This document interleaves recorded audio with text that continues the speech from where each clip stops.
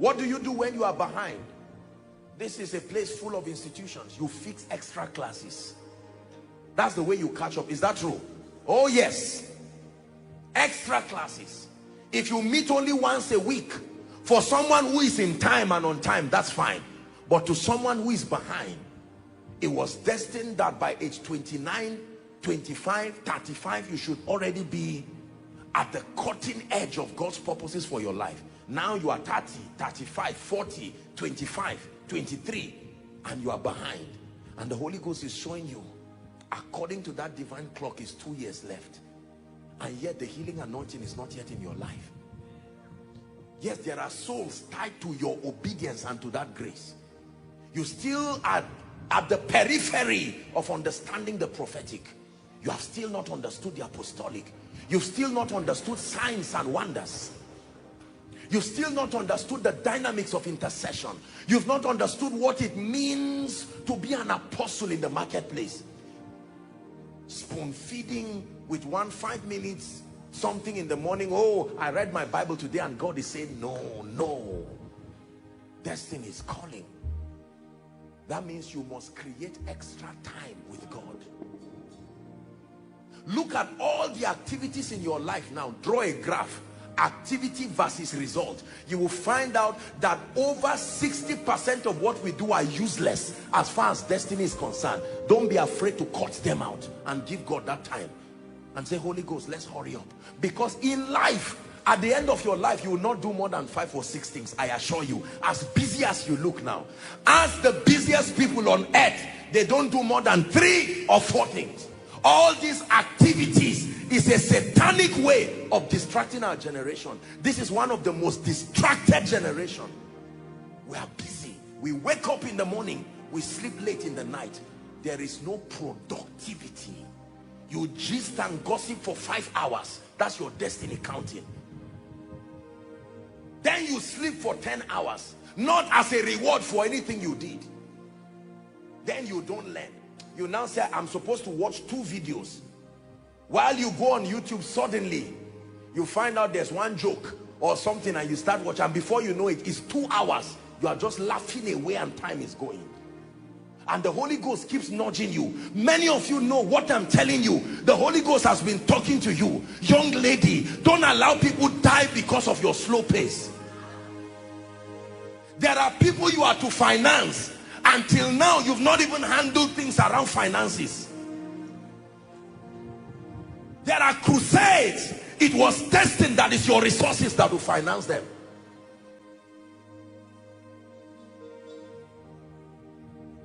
Tonight is a wake-up call. Playing games with destiny, playing games with God's purposes, you must fold it now. It doesn't matter what church you come from. It does not matter what age you must be about. There is a project. If you are unsaved, your project is to meet Jesus. Apostle, I came to receive miracles. Thank God, you will get it. But your greatest need, more than education, more than marriage, more than children, more than career, more than job, more than promotion, the greatest need of any unbeliever is an encounter with Jesus. No matter what else you have, if you have not had this encounter, there is still trouble. Are you learning now? So you see, as a believer, you know how to help people.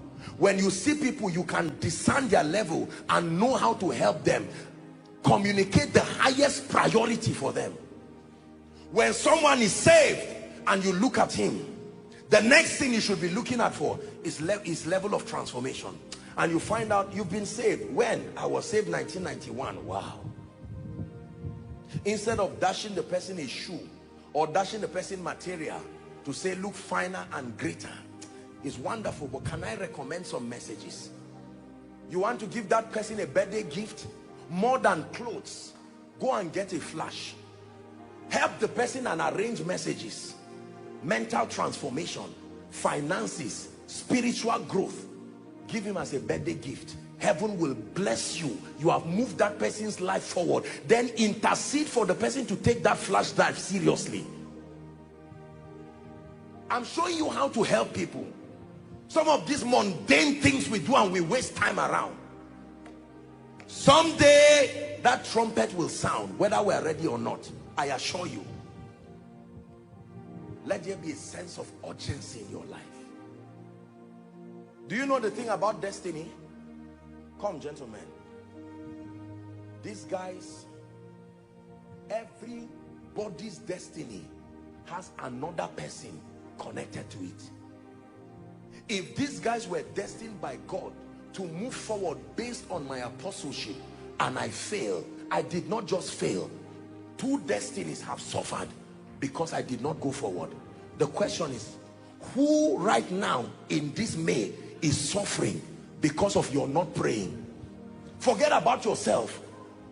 Who has gone to the grave today because your prophetic grace is not sharp enough?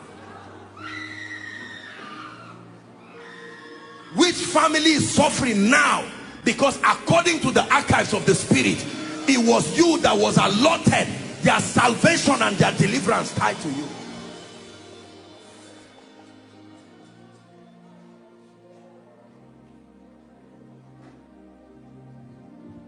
A sense of urgency that the king's business requires haste. There are some of us, after this lecture tonight, you should make up your mind. Go and sit down. Buy a new notebook. Spiritual growth. Get a ruler. Mental transformation. Finances. Relationships. Empowerment. Begin to study them. Come up with a timetable and discipline yourself. Obtain grace. I must watch a video concerning spiritual growth. I must watch a material that will transform my mind. What are you doing now? No job. What are you doing? I'm in a process of transformation. You would die there, or the person lied. The person lied 1,000 times. Contend for transformation, and you are already on your way getting closer to empowerment. Empowerment is useless when it comes to a mind that is not transformed. This is where we have a lot of reckless use of the anointing. I'm saying it with every sense of responsibility. There are many young men and women scattered across the body of Christ, recklessly misusing the anointing. You know why? Because they were not discipled before they were empowered. They just brought seeds and met us men of God.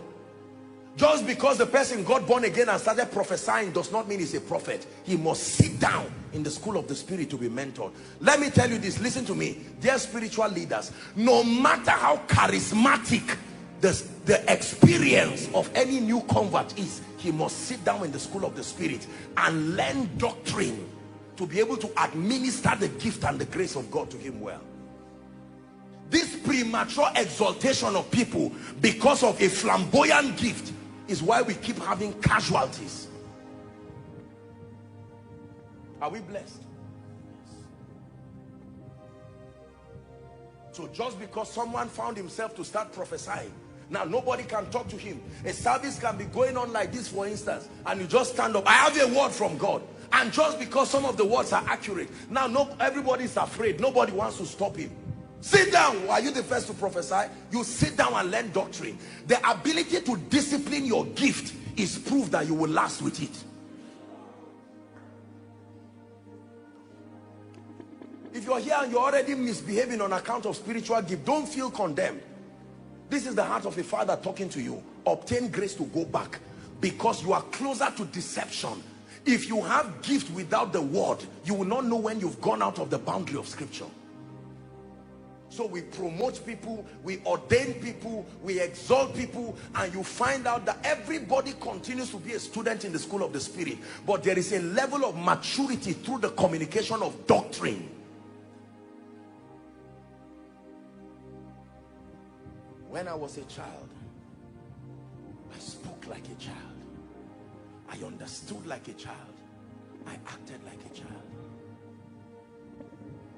And then, when you find out that you have contended for transformation, you will know that your seasons of appearance is coming, because God begins to give you opportunities. They will come as trickles. Lead prayer here. Do this here. You may get a job with people of influence. It's not about the job. It's that God told you you are Esther in the making. God told you you are Joseph, you are Daniel in the making. So he's using the job as a springboard to take you there. Look beyond the salary. You must understand relationships. Be fruitful means be relational. You're a businessman, don't just learn how to produce things, you must learn how to replenish. The security of wealth is in that one word, replenish.